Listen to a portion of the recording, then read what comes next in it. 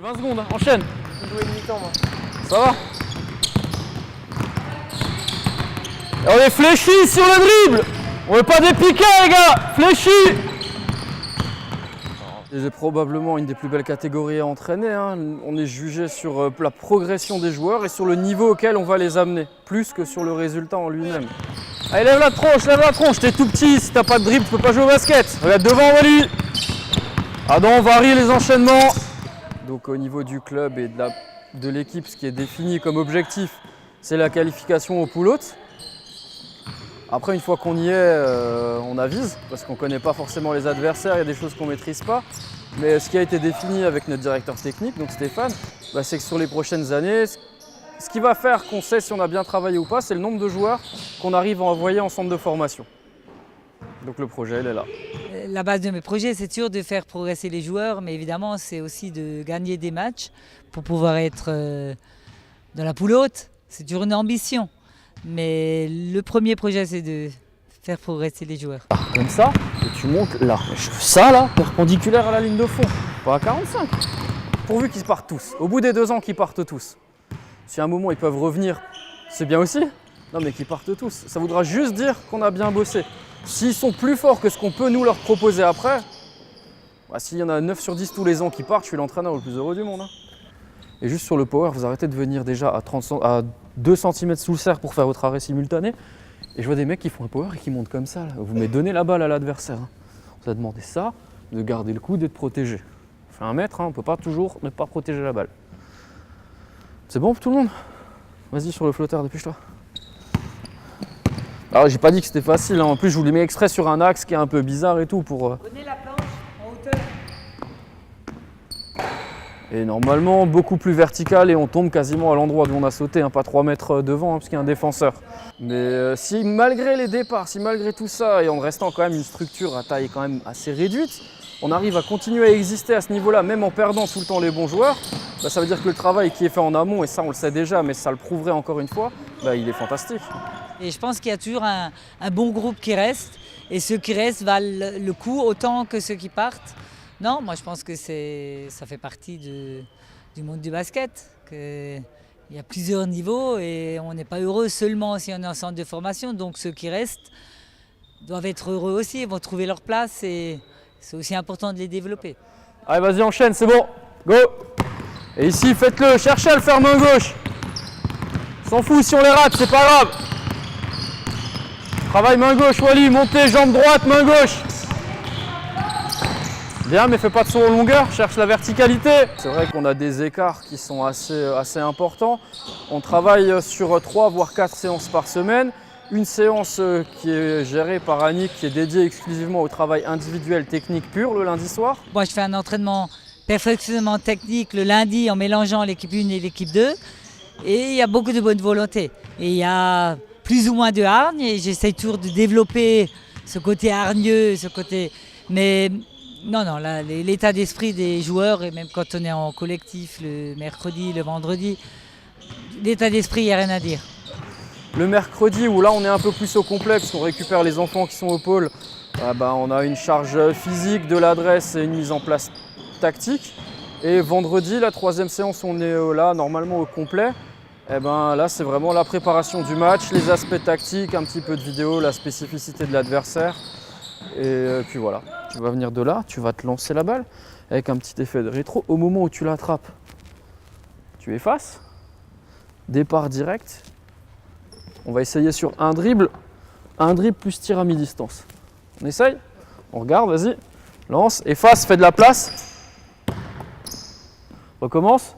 C'est logique et ailleurs ça s'entraîne pareil, voire plus. Et on a même des gamins qui s'entraînent 4 fois, hein, parce qu'on en a qui doublent en minime région. On s'adapte aussi, on n'est pas fou. Quand il y a un coup de fatigue, on soulage un petit peu, on allège un peu ce qu'on avait prévu, peut-être faire un peu plus de tirs, un peu moins de courses. Mais à ce niveau de compétition, si on veut exister, il n'y a pas le choix. De toute façon, au départ, les enfants n'ont pas les mêmes, les jeunes n'ont pas les mêmes possibilités physiques, mentales, techniques. Donc c'est normal que tout le monde n'atteigne pas le même niveau. Mais tous les niveaux sont intéressants. Qu'est-ce qui est bon, qu'est-ce qui n'est pas bon? Reviens, vas-y, enchaîne. Qu'est-ce qui n'est pas bon? Stop, reviens. La première des choses, on voudrait déjà qu'il se retrouve face à la cible, hein, il a les pieds qui vont vers la ligne de fond. Refais ton effacé. Ouais, beaucoup plus. Voilà, et là tu regardes, il faut que tu vois le cercle. Le premier dribble devant, donc pied-balle en même temps. Et s'il faut vous rajouter un deuxième dribble, plus tir. C'est bon? Vas-y, refais.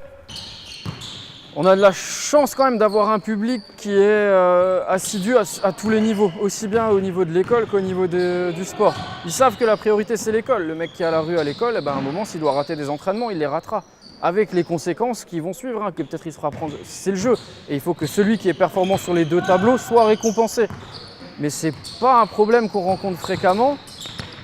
Pour ceux qui sont un peu dans le dur, ils savent que le vendredi, on a quelques exemples, ils doivent débriefer leur semaine d'école et en fonction des résultats, ils savent s'ils auront une chance de jouer ou pas. C'est un peu la carotte, mais voilà, s'il faut ça pour que ça avance, c'est comme ça. Je pense que physiquement, quand même, on est limité. Qu'il y a un potentiel physique qui permettra sans doute pas de voir des horizons de très haut niveau. Go! Enchaîne, là-bas, même chose, main gauche. Pareil, efface, face au jeu.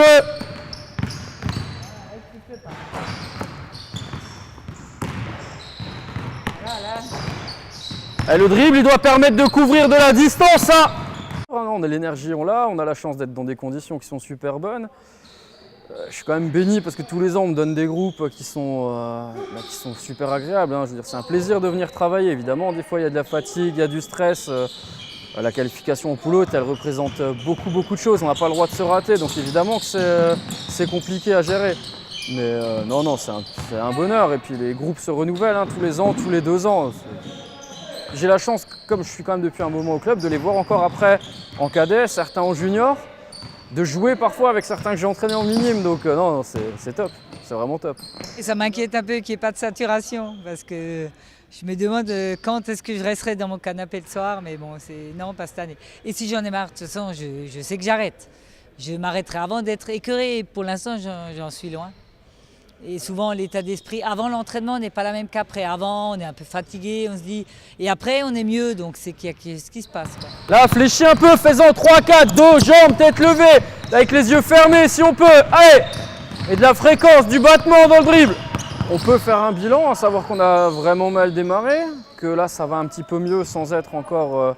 on produit de loin pas encore ce qu'on pourrait produire. Il nous reste 3 rencontres à domicile, puisque avec l'indisponibilité de la salle, on a joué 4 de nos 5 premiers matchs à l'extérieur. Il nous faut au moins 2 victoires, dont une impérative contre Gris, pour espérer passer en poule haute. Si on remporte le match de Gris plus un des autres, on sera en poule haute quoi qu'il arrive. On a les possibilités, donc il faut qu'on soit ambitieux. Et on a quand même démontré en préparation et sur la deuxième partie du championnat qu'on est capable. Donc si on veut voir en avant, on progresse, on doit gagner des matchs qu'on a déjà gagnés à l'aller. Allez, laissez bien la main, terminez le geste proprement Alexis, t'enlèves le bras trop tôt. Tu me lèves ce ballon majeur index en fond de cercle et on laisse la main. J'ai des enfants qui travaillent dur, qui écoutent. On connaît nos points faibles, on connaît nos limites, mais non, ils sont déterminés à faire quelque chose de bien. Dès que le panier est marqué, vous pouvez rentrer et vous défendez tout de suite. Sur les paniers marqués, vous ne faites pas les remises en jeu. Galope, tout de suite. C'est bon? Allez, go! Inévitable si on veut pouvoir jouer sur tous les tableaux. Après, honnêtement, nous, au quotidien, au niveau des jeunes, pour nous, ça n'a pas forcément changé grand-chose. On continue de travailler comme on le faisait avant. Mais pour que le club puisse grandir, si à un moment donné, voilà, on a des minimes France, des cadets France, si on veut exister au plus haut niveau, ça se fait partout en France. De mutualiser les moyens, il ne serait pas logique que ça ne se fasse pas ici. C'est la façon de le faire qui est importante, mais sur la nécessité de le faire, il n'y a aucun doute. Et pour l'instant, ce qui se passe un peu à tous les niveaux, autant à prouver que l'idée était bonne.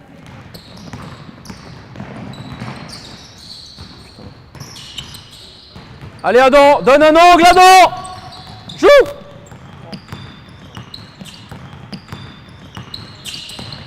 Nous on sait que là maintenant, on peut proposer aujourd'hui un garçon qui rentre en mini poussin, on peut lui proposer un cursus complet jusqu'au plus haut niveau, jusqu'à cadet, France pour le moment. Et même après, ils sauront qu'il y a vraiment quelque chose à faire. Donc quand je parlais des enfants qui vont partir centre de formation, mais qui à un moment perceront peut-être quand même pas. Le fait de savoir que là où ils ont commencé, il y a de la N2, de la N1 et que bah, ce sera pas si mal déjà, hein, ce sera plutôt bien, ouais, c'est excellent. 9h, de 9 à 10. Shooting et après vidéo. C'est bon? Allez, on crie. Bleu-blanc. Wally, merci pour les ballons. Allez.